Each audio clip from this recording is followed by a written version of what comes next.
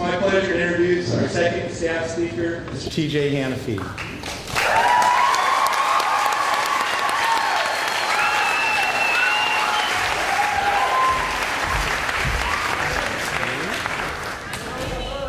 Hello. It is a hot, sweaty honor to be here with you tonight.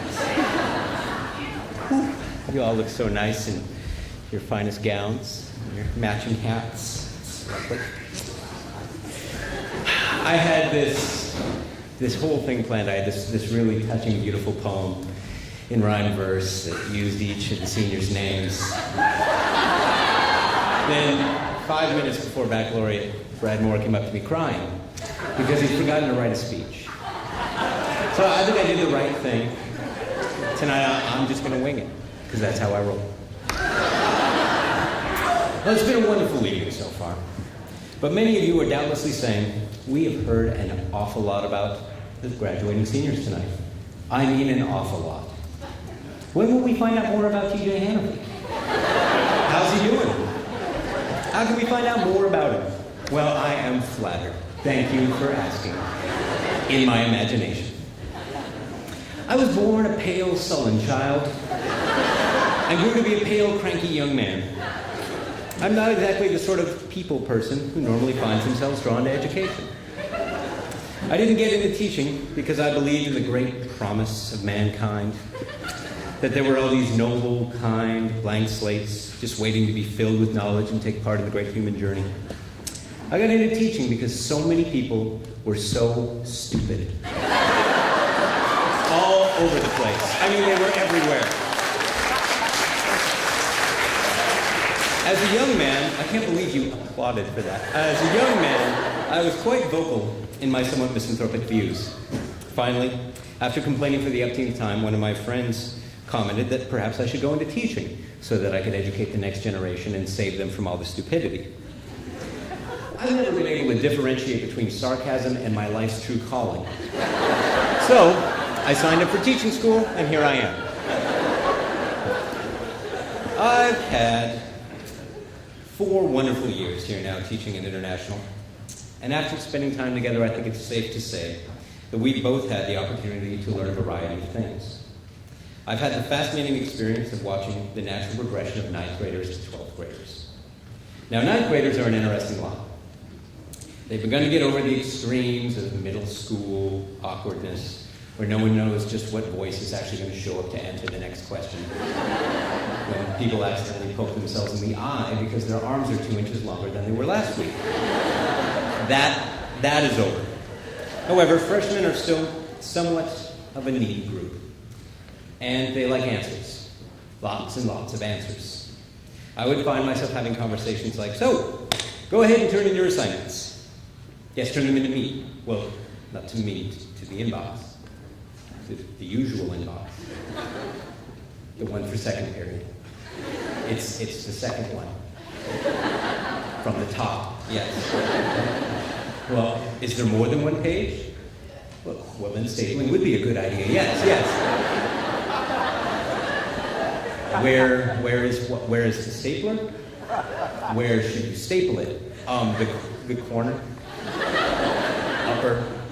Upper left corner?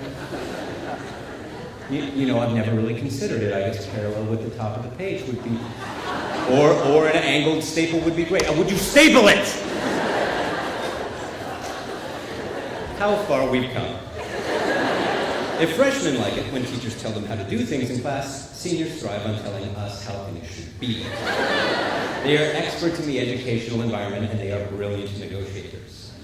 This year, I would hear things like, look, TJ, I'm sure you were hoping we would be ready to turn this in today. That's understandable, and it shows that you have a lot of faith in our abilities. But consider this. What if we didn't turn it in and took it to a whole new level? I'm talking about the kind of level that would take an entire extra weekend. You do want to see our best possible work, don't you? Splendid. And think of for a second of all the things you've learned from us. Oh, there's the skills, the knowledge, the logic, the analysis, the synthesis, all that kind of stuff. They're wonderful. But consider for a moment the acronyms. Think of all the acronyms you've learned from us. There's IS the school, IS the department. You've been in high ed and high ed. You've written using PBCast, CD, CMCM, MLA format. You've taken the AP, the WASL, the SAT, the PSAT, the ACT, the OP, the TIMS. You've used SOAP and pig ears. You've written IDEs and you've written your PSRs. Science gave you ATP, PH, Pervner. And who could forget the order from King of the Species, KPCOF, GS. You join NAH and MUN. You run for PDC and ASB. And let's not forget good old RFTS. Look at how many acronyms you've learned. You may now feel free to forget them. You've learned a lot, and I've certainly changed my ideas about teaching thanks to you. My initial motivations for teaching were, of course, misguided. But more than that, I was wrong about believing so surely in the essential limitations of people. That's something I learned from you. You, all of you, are impressive. You have made an impression, an indelible mark that won't be forgotten by those that stay behind tonight. I feel honored to have spent so much time with you this year. By being your humanities teacher and helping you with your senior projects, you have frequently taken over my life like you do my classroom with beanbags, flags, and napping. You wouldn't even leave while I was writing the speech. Today. Because it's polishing. Because I have senior project on the brain, I also want to note that each of you has done something absolutely, completely unique. No other student, no other international student did what you did this year. And I am so amazed and proud by what you've done. I taught a group of young women and men that look after each other and that treasures each other. So much that you guys were already getting nostalgic and writing about how much you miss each other last October. I've taught a group that's consistently been more concerned with the quality of my class than how easy I am. Mostly.